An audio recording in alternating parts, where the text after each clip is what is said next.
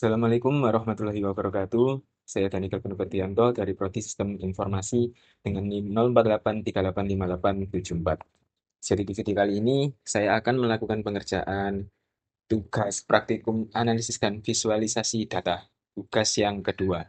Jadi di sini kita mendapatkan soal berupa sebuah dataset yang berisi sebuah variabel pendapatan dan kebahagiaan. Nah, di sini juga sudah ada instruksinya, apa-apa saja yang harus kita lakukan.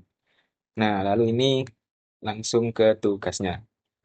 Oke, langsung saja kita masuk ke aplikasi RStudio. Jadi untuk mempersingkat pengerjaan, di sini saya sudah menulis semua sintaks atau jawaban dari soal yang diberikan, sehingga saya hanya perlu untuk mempraktekannya satu persatu. Jadi untuk yang pertama, kita perlu install dulu package readXL atau readExcel. Sintaks ini nantinya atau package ini berguna untuk mengimpor tabel yang tadi diberikan. Selain itu, kita juga perlu untuk menginstal package ggplot2, package dplyr, broom, dan gcubpr. Nah, setelah semua package ini diinstal, kita bisa mengaktifkannya dengan klik library atau tinggal mencentangnya satu persatu. Nah, centang seperti ini. Kalau sudah dicentang, ini berarti sudah aktif. Oke, sebelum itu kita bisa lihat dulu tabelnya di sini. Nah, ini. Jadi, ini adalah tabel atau data yang ada di link tersebut ya. Ada sekitar 498 lebih nilai. Nah, oke. Sebelum itu lanjut, kita perlu cek juga apakah datanya ini sudah sesuai untuk pengolahan. Misalnya tipe data harus berupa numerik. Karena biasanya ketika data yang ada di file Excel itu nggak langsung numerik. Biasanya itu karakter atau mungkin string gitu. Setelah sudah numerik, berarti kita bisa lanjut ke proses pengerjaannya.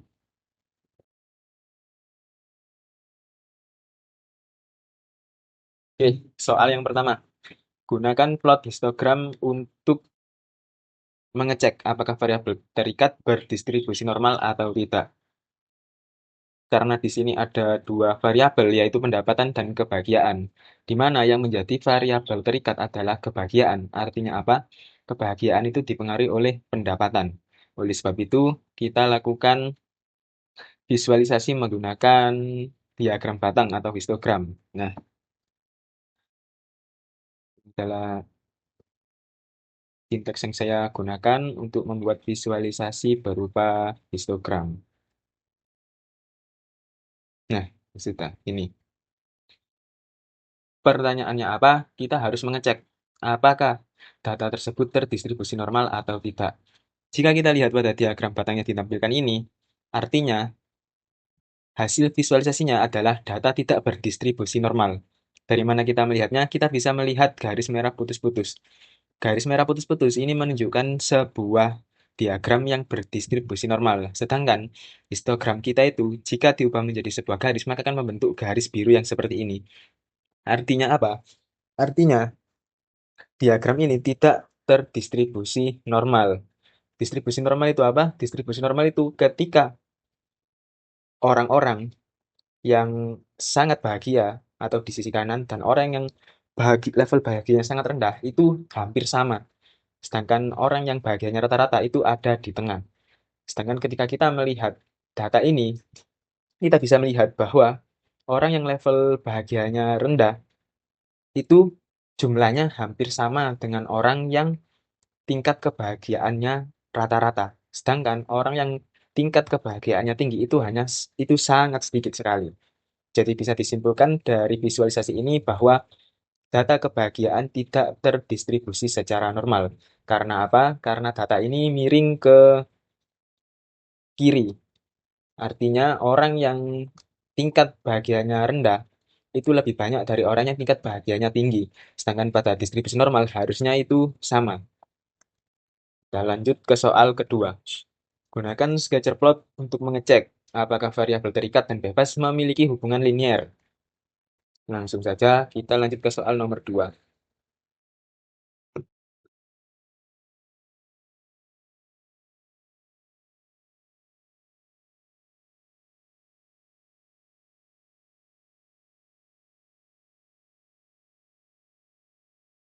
Nah, oke.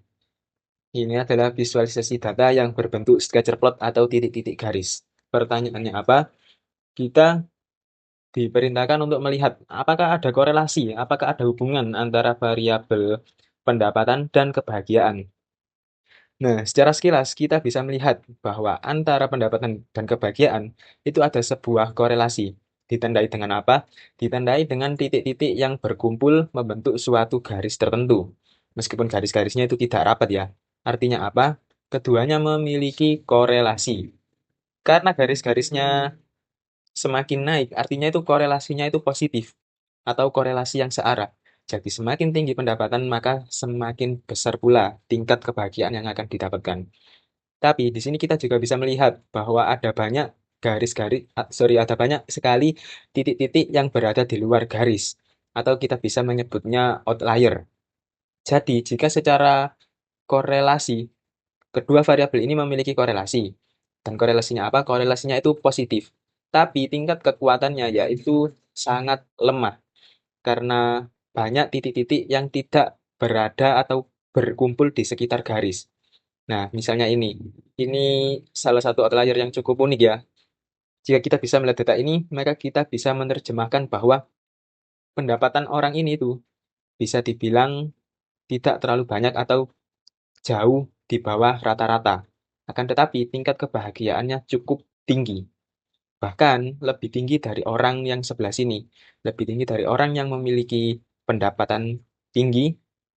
Orang yang pendapatannya rendah ini bisa memiliki tingkat kebahagiaan yang bahkan jauh lebih tinggi. Sedangkan di bagian bawah ini kita juga bisa melihat bahwa banyak sekali titik-titik yang artinya pendapatannya itu semakin tinggi, tapi tingkat kebahagiaannya itu tidak naik. Jadi terus datar seperti ini. Oke, sekarang kita lanjut ke soal nomor 3.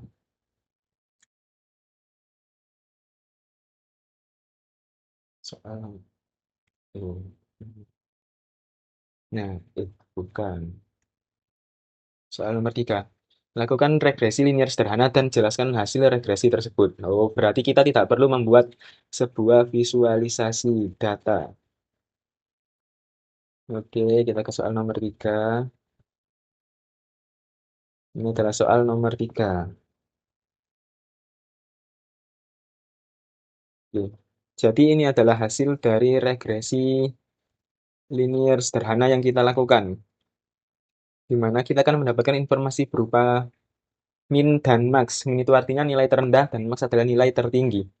Ini adalah kuartil pertama, median ini atau kuartil kedua, dan ini adalah nilai dari kuartil ketiga. Jadi misalnya datanya itu dibagi menjadi 4 kelompok. Nah, pembaginya itu adalah ketiga nilai ini. Terus di sini kita juga bisa melihat R square ini tuh sebuah nilai yang digunakan untuk mengukur kemampuan model. Kemampuan model dalam memprediksi hasil. Misalnya dalam regresi linear itu kan rumusnya Y sama dengan AX plus B. Nah, semakin nilai R square ini mendekati satu atau semakin besar, maka model tersebut semakin baik. Nah, ketika nilainya hanya sekian atau di bawah 30%, bisa dibilang kekuatan dari model tersebut adalah lemah. Atau bisa dibilang akurasi nilai yang dihasilkan dari model tersebut kurang bagus. Kita lanjut ke soal nomor 4. Gunakan perintah plot atau dari dalam kurung nama variabel regresi kalian. Oh, untuk mengecek homoskedastisitas. Oke, kita lanjut ke soal nomor 4.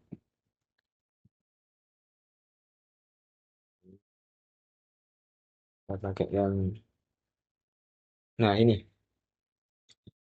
homo, homoskedastisitas ini digunakan untuk menilai apa ya, ibaratnya itu konsistensi error dari suatu model. Semakin besar nilai homoskedastisitasnya, maka artinya nilai error dari satu model itu sangat konsisten. Nilai errornya konsisten berarti baik. Karena apa? Ketika suatu nilai itu meskipun error tapi konsisten, kita memiliki peluang yang lebih besar untuk bisa memperbaikinya. daripada nilai error yang tidak teratur. Kita akan mengalami kesulitan untuk memperbaiki model tersebut. Nah, di grafik ini kita bisa melihat bahwa semakin ke kanan persebaran lingkaran-lingkaran yang berwarna putih ini, maka semakin menjauh, seperti membentuk corong. Nah, ini berarti errornya itu tidak teratur. Tapi ketika dia membentuk titik-titik sampai hitam ini, itu berarti konsistensi errornya itu bagus. Kita lanjut ke soal yang terakhir. Visualisasikan hasil regresi menggunakan grafik dengan langkah-langkah berikut. Oke, kita lanjut ke soal terakhir.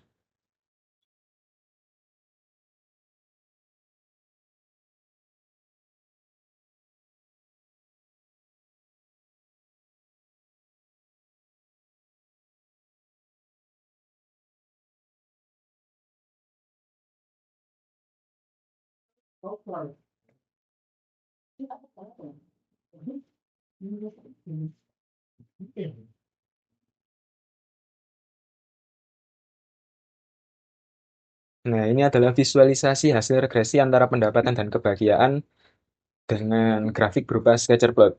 Di sini juga disertakan berupa model regresi linearnya, yaitu Y sama dengan 1,32 E plus 0,9 ini artinya pangkat ya, plus 0,422 X. Dan R pangkat 2 ini adalah R square-nya, atau kekuatan model dalam memprediksi hasil, yaitu 0,257 atau sekitar 25,7%.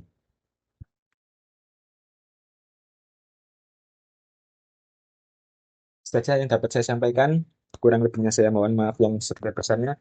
Assalamualaikum warahmatullahi wabarakatuh.